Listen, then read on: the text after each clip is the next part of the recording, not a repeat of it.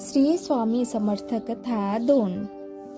केशव देशपांडे नावाचा एक गृहस्थ धार्मिक होता. त्याची पत्नी संगीता पतिपरायण आणि कर्तव्यनिष्ठ होती. केशवकडे दत्त जयंतीचा उत्सव फार मोठ्या प्रमाणात साजरा व्हायचा. संपूर्ण गावाला त्या दिवशी प्रसाद म्हणून जेवण देण्यात यायचं. एका वर्षी त्याची आर्थिक स्थिती घालावलेली असल्यामुळे तो गाव जेवणाचा बेत रद्द करतो. त्याऐवजी 11 ब्राह्मण आणि स्वामींना बोलवायचं ठरवतो. त्यासाठी तो स्वामींना आमंत्रण करायला जातो. रस्त्यात त्याला एक कुष्ठरोगी भेटतो. तो सुद्धा स्वामीकडे रोगमुक्तीची अभिलाषा घेऊन जात असतो. केशव स्वामींना आपलं मनोगत सांगतो. इकडे तो रोगी स्वामींच्या खूप मागे उभा राहतो. स्वामी केशवकडून चंदनाचा खोड मागवतात. ते खोड मागे उभ्या असलेल्या रोग्याला देतात. स्वामी म्हणतात, हे घे, उगाडून लाव, तुझा रोग बरा होईल. मग स्वामी म्हणतात, तुझ्या घरी आम्ही दत्त जयंतीला येऊ.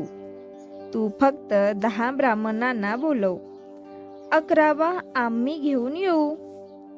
तिकडे ते चंदन उगाडून लावल्यामुळे रोगी पूर्णतः रोगमुक्त होतो.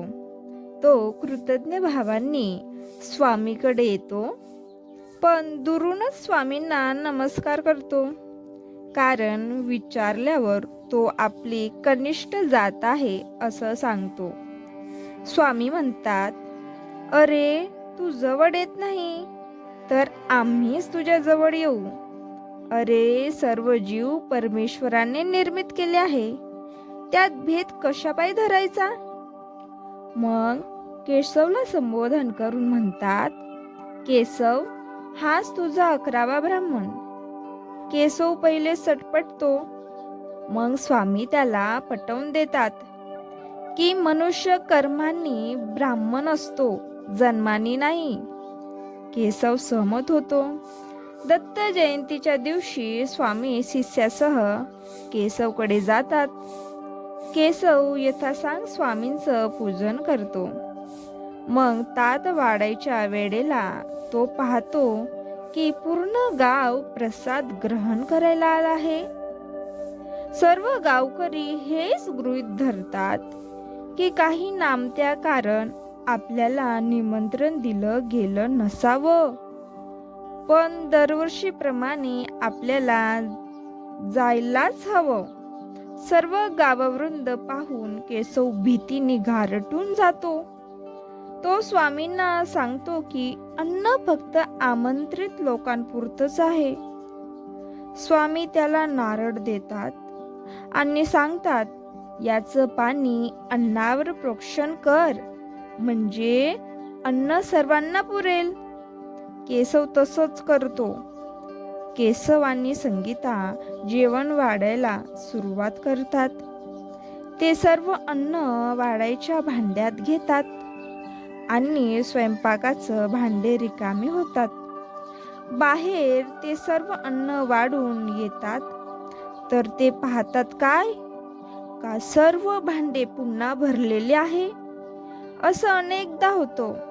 सर्व गावकरी तृप्त होतात तरी अन्न शिल्लक राहतं. केशव गहिवरून स्वामींचे आभार मानतो. स्वामी, तुमच्यामुळे गावासमोर माझी अब्रू गेली नाही. मी यावर्षी जेवण देऊ शकलो नाही, तरी तुमच्यामुळे हे शक्य झालं. स्वामी थोड्या कठोर शब्दात समज देतात, अरे हे मी काय लावलं आहे. मी जेवण देतो, मी उत्सव करतो. अरे सर्व जेवण ईश्वर देतो, तू फक्त निमित्त मात्र आहे. अरे कुणालाही जे काही मिळते ते ईश्वरामुळे मिळते.